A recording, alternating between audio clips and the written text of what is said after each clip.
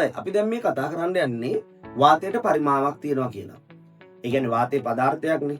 ඒ කියන්නේ වාතයේ ස්කන්ධයකුත් තියෙනවා, පරිමාවකුත් තියෙනවා. දැන් පෙන්වන්න යන්නේ වාතයට පරිමාවක් තියෙනවා කියනවා. එහෙනම් මම මේකට අරන් තිනවා බීකරයක් වේලිච්ච නැත්නම් වියලි තත්ත්වයේ තියෙන ලේන්සුවක්. මම මේ ලේන්සුව මේක ඇතුළට හිර කරගන්නවා. හිර කරගෙන මම මේක ඇතුළට දැන් දාන්න යන්නේ. ඔයා මේක කරලා බලන්න. මේක ඉවරනාට පස්සේ මම මේක ප්‍රැක්ටිකල් එක කරන්නම්. මේක ඇතුළට දානවා මම. දැම්මම වතුරට මේක ඇතුළට එන්න බෑ. ඇයි එන්න බැරි? අපි කරලා බලමු. ඔන්න මම මේක ඇතුළටම දැම්මා.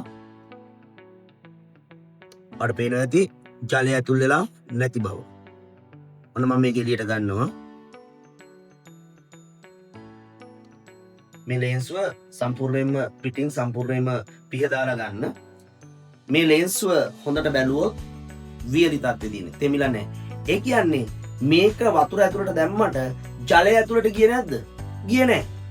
ඒ කියන්නේ මේක ඇතුළේ තිබිච්ච වාතය ජලය තුලදී ඉඩක් ගත්තා. ජලයට එන්න දුන්නේ නැහැ. එහෙනම් මතක තියාගන්න වාතයට පරිමාවක් තියෙනවා.